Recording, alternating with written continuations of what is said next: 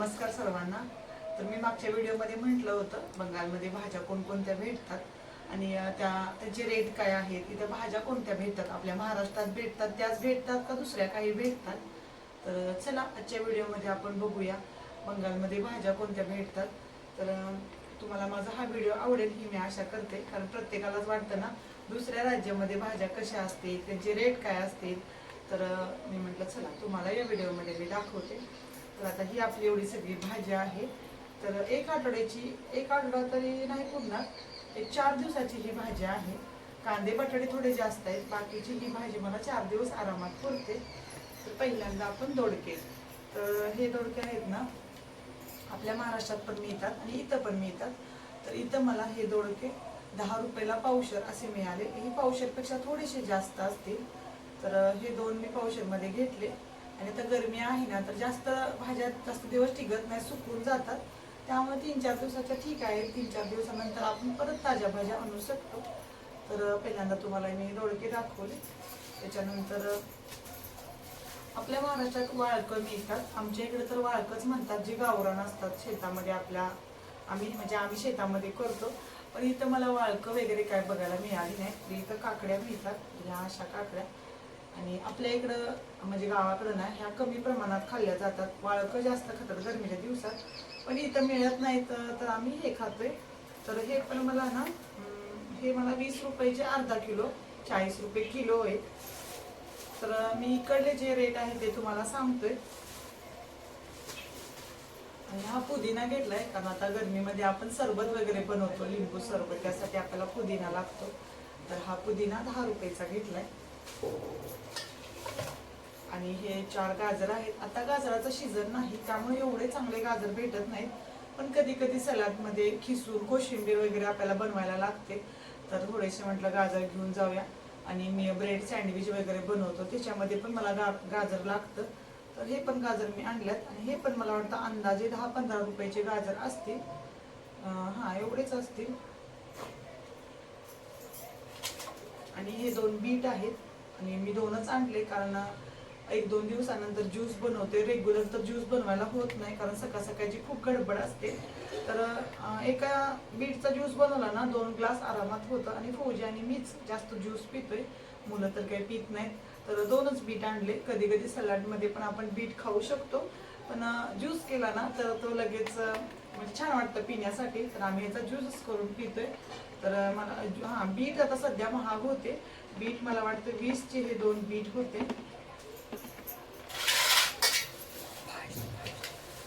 आणि लिंबू, आता गरमीमध्ये सगळीकडेच लिंबू खूप महाग असतात. तर इथं आमच्या इथं बंगालमध्ये पण लिंबू गरमीमध्ये खूपच महाग झाल्यात. हे 2 लिंबू आपल्याला 10 रुपयाला भेटतात, म्हणजे एक लिंबू 5 रुपयाला. तर असे 2 लिंबू आणलेत मी.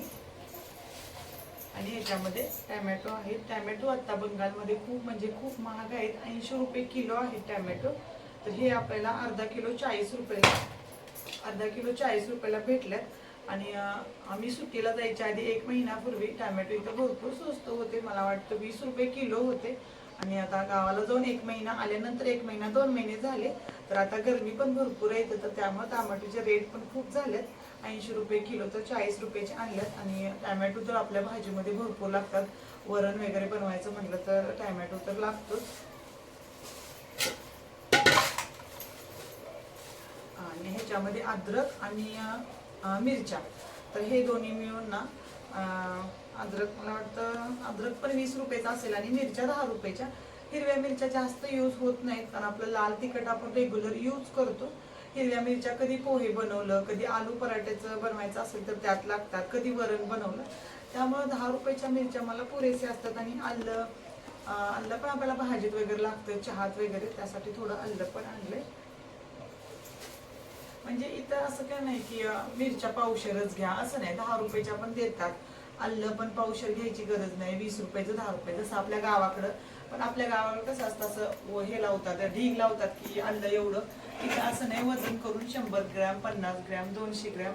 मिरच्यांचं पण तसंच आहे, 100 ग्रॅम, 50 ग्रॅम आपल्या वजनावर देतात. आपण सांगायचं 10चं द्या किंवा 20चं द्या, तशा प्रकारे ते आपल्याला देतात.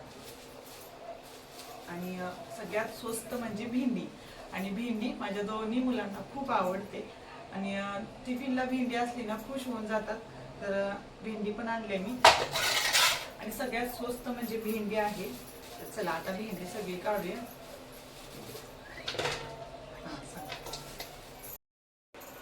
आणि ही आपली अर्धा किलो भेंडी आहे. त्याच्यामध्ये अजून थोडीफार आहे. तर भेंडी पण एकदम कवळी कवळी होती. आणि ही आपल्याला भेंडी अर्धा किलो 15 रुपयाला मिळाली. तर एवढ्या गरमीमध्ये पण भेंडी एवढी स्वस्त आहे तर खूप छान वाटलं. आणि मुलांना खूप म्हणजे खूप भेंडी आवडते. आठवड्यातनं मला वाटतं 2-3 वेळा तर मी भेंडी बनवतोच. आता ही ताजी ताजी आणखी लागेल तर आणखी फौजींना मी सांगेन. फौजी घेऊन येतात ड्युटीवरून येताना. मग असं संडेला इथं मार्केट लागतं, पण मध्ये आधी पण आपल्याला कोणती भाजी पाहिजे असेल तर मिळते. मार्केटला थोडं स्वस्त मिळतं. आणि जर आता आपण मध्ये आधी जर भाजी आणायचं म्हटलं तर हीच भेंडी आपल्याला 20 रुपयाला अर्धा किलो भेटेल. पण ठीक आहे, ताजी ताजी पण ठीक आहे.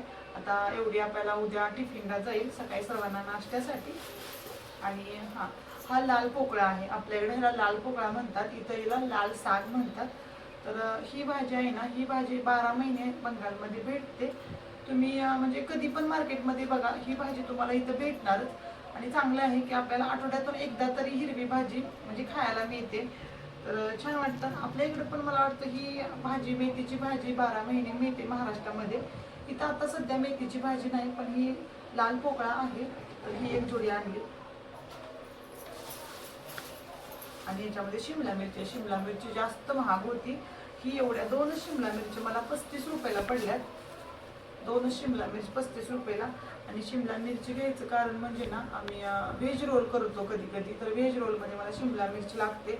कधी कधी बटाटा आणि शिमला मिर्च मिक्स भाजी करतो त्यासाठी पण लागते. कधी पनीर करायचं म्हटलं तर चिली पनीरमध्ये आपण शिमला मिरची वापरतो तर त्यासाठी पण लागते. तर ह्या 2 मी शिमला मिरची आणल्या.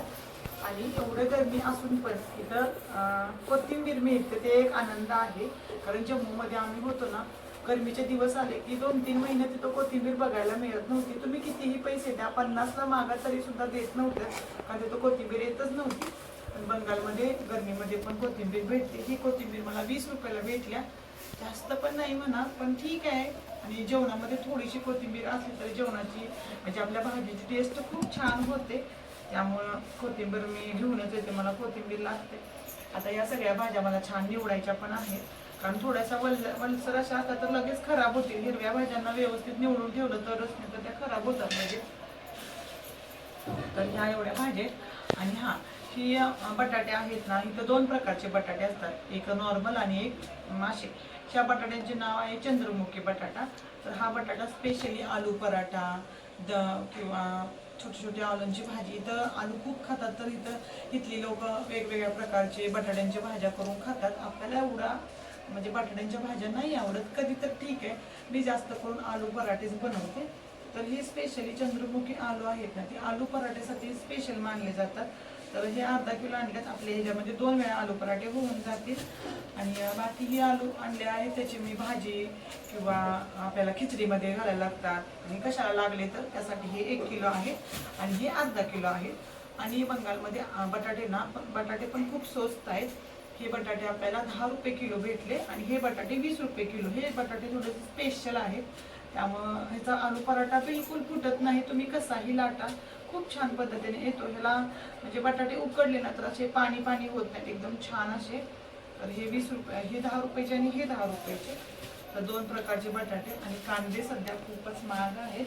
कांदे 35 रुपये किलो. आपल्या महाराष्ट्रामध्ये कांद्यांचा रेट काय माहीत नाही, तर माझ्या सासरी आणि माहेरी दोन्हीकडे कांदे पिकतात, त्यामुळे कधी आम्ही विकत नाही घेतले. पण इथं 35 रुपये किलो आहेत कांदे.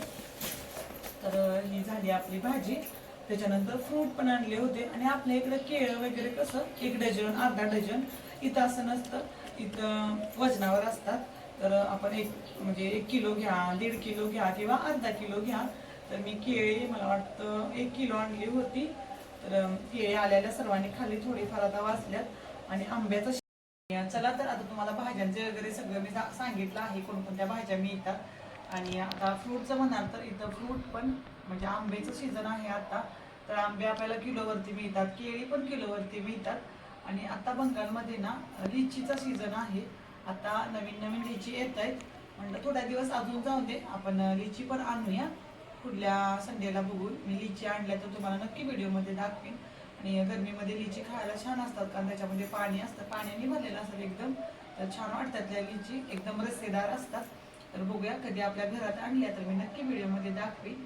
आणि ह्या व्यतिरिक्त आठवड्याच्या भाजीमध्ये आपलं मोड, मटकीचे मोड आणि ह्या सगळ्या भाज्या तर आहेत. ह्याच्या व्यतिरिक्त म्हणजे आपल्याला आठवड्यात ज्या लागणाऱ्या काही भाज्या आहेत ना, त्याच्यामध्ये मटकीचं मोडं, मुगाचं मोडं, असं मोड्याचं आमटी पण मी करते कधी कधी.